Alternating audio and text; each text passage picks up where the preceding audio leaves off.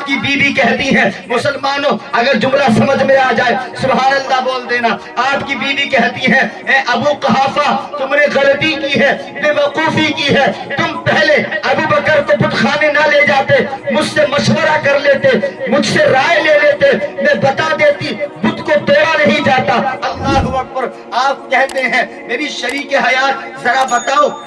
کہنا کیا چاہتی ہو، آخر تم کیا بات بولنا چاہتی ہو؟ وہ کہتی ہیں اے ابو قحافہ ذرا سنو، اب تو یہ سمجھدار ہو گیا ہے، یہ ہوشیار ہو گیا ہے، یہ اچھے برے کی پہچان کرنے لگا ہے، اور جب دنیا میں آیا بھی نہیں تھا جب میری کوکھ کے اندر تھا میں کبھی چاہتی چلو بت کے آگے سجدہ کر لوں، بت کی عبادت کر لوں، سر کو جھکا لوں، جب یہ میرے پیٹ میں تھا تو یہ اپنا ڈائریکشن چینج کر لیتا تھا، اپنے آپ اکڑ جاتا تھا اور ایسا کرتا تھا، میرے پیٹ میں اتنی تکلیف ہوتی تھی کہ میں بت کے آگے سجدہ نہیں کر سکتی تھی، بت کے آگے سر نہیں جھکا سکتی تھی۔ ابو قحافہ ذرا سوچو جب اس نے اپنی ماں کو بت کے سامنے نہیں جھکنے دیا تو بھلا خود کیسے جھک سکتا ہے؟ کیوں؟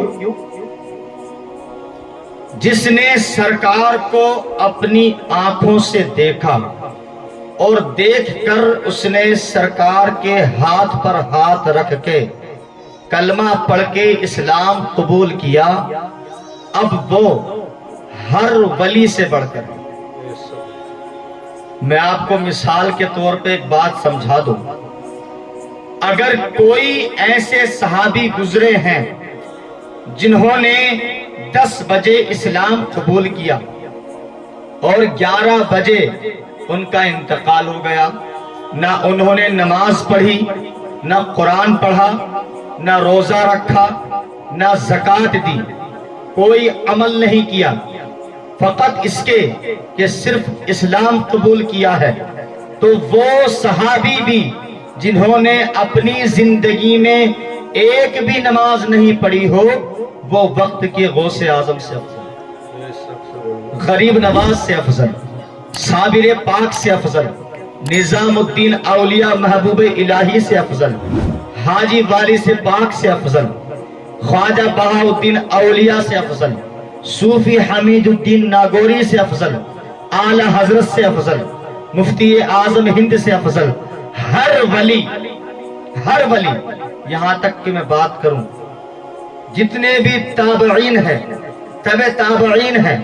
چاہے وہ حضرت موسیٰ کاظم ہوں، امام جعفر ہوں، امام باقر ہوں، یہ سارے، امام اعظم ابو حنیفہ، امام شافعی، امام مالک، امام احمد بن حنبل، یہ تمام تر جتنے بھی ہستیوں کے نام لیے، ایک وہ صحابی جس نے کلمہ پڑھنے کے بعد صرف 1 گھنٹے کی زندگی گزاری، اس کے بعد انتقال ہو گیا، تو وہ صحابی بھی ہر ولی سے بڑھ کر، کسی ولی کا مقام صحابی کے برابر نہیں ہو سکتا۔ اب ذرا ہم سوچ سکتے ہیں جب صحابی کا مرتبہ اتنا افضل ہے، اتنا اعلیٰ ہے کہ غوث اعظم کا مرتبہ ان سے کم، غریب نواز کا رتبہ ان سے کم، صابر پاک کا عہدہ ان سے کم، خواجہ بہاء الدین اولیاء کی شان ان سے کم، تو اب ہم کس طرح سے ہمت کر سکتے ہیں کہ ہم اس صحابی کی بارگاہ میں گستاخی کریں، اس صحابی کی شان میں گستاخی کریں جنہوں نے ہر قدم پر میرے نبی کے قدم سے قدم ملا کر کے دین کی خدمت کی ہے۔ اور حقیقت تو یہ ہے، آپ ہجرت کو دیکھ لیں، آپ مدینے کے سفر کو دیکھیں، مکہ کے سفر کو دیکھیں، اور کچھ بھی نظر نہیں آتا ہے تو یہ دیکھ لیں اللہ کے محبوب سے ایسی محبت کی ہے کہ محبت کا انعام یہ ملا ہے کہ آج بھی سرکار کے پہلو میں دفن ہے، اور جو سرکار کے پہلو میں دفن ہے اسی صحابی کا نام ابو بکر صدیق ہے۔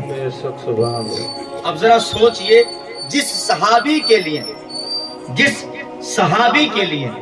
محبوب کے مزار کا دروازہ کھل جائے،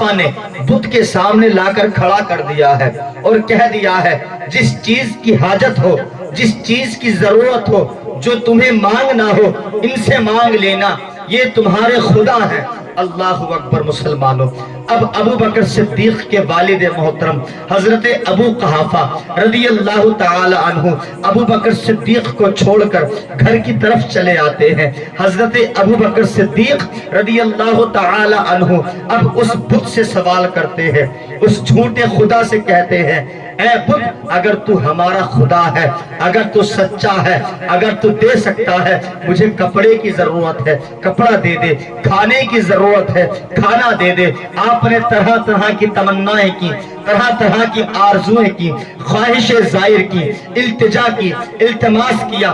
آپ نے ہر طرح کی تمنا کو بت کے سامنے رکھ دیا۔ رکھے ہوئے کافی وقت گزر گیا، کوئی جواب نہیں ملا، کوئی حرکت نہیں ملی، کسی طرح کی کوئی صدا نہیں آئی، کوئی آواز نہیں آئی، کوئی رسپونس نہیں آیا۔ حضرت ابو بکر صدیق رضی اللہ تعالیٰ عنہ سمجھ گئے، ہو نہ ہو یہ جھوٹا خدا ہے، میرے والد نے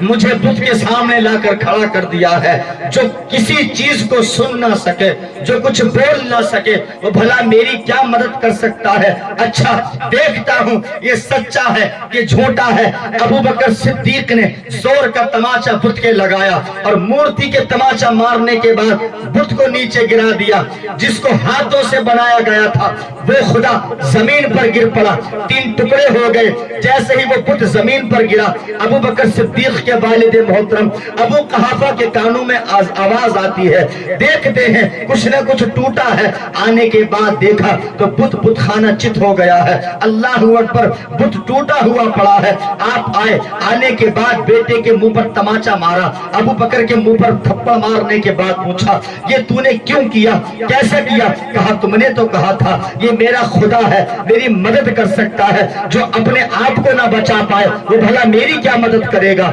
اللہ اکبر۔ حضرت ابو بکر صدیق کی کلائی کو پکڑا اور پکڑنے کے بعد اپنی بیوی کے پاس میں پہنچ گئے۔ پہنچنے کے بعد بیوی سے شکایت کرنے لگے، دیکھا تم نے آج تمہارے بیٹے نے کیا کیا ہے، آج ہمارے خدا کو توڑ دیا ہے۔ اللہ اکبر۔ آپ کی بیوی کہتی ہے میرے شوہر ذرا یہ تو بتاؤ تم اس کو کیوں لے کر کے گئے تھے؟ کہا میں اس کو بتانے گیا تھا، سکھانے گیا تھا، سمجھانے گیا تھا، تربیت کر رہا تھا، یہ تیرا خدا ہے، یہ تیرا معبود ہے، تو اسی کی عبادت کرنا، اسی سے مدد۔ آپ کی بیوی کہتی ہے مسلمانوں اگر جملہ سمجھ میں آ جائے سبحان اللہ بول دینا۔ آپ کی بیوی کہتی ہے اے ابو قحافہ تم نے غلطی کی ہے، بے وقوفی کی ہے، تم پہلے ابو بکر کو بت خانے نہ لے جاتے، مجھ سے مشورہ کر لیتے، مجھ سے رائے لے لیتے، میں بتا دیتی بت کو توڑا نہیں جاتا۔ اللہ اکبر۔ آپ کہتے ہیں میری شریک حیات ذرا بتاؤ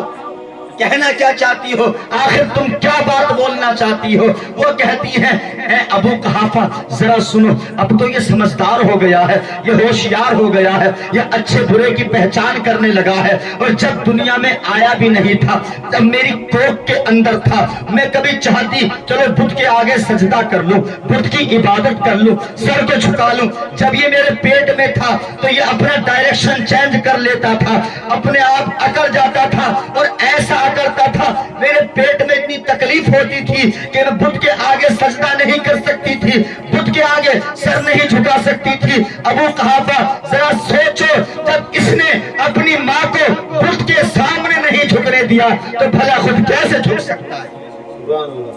یہ ابو بکر صدیق ہے۔ یہ بچپن کے حالات میں نے آپ کو بتائے۔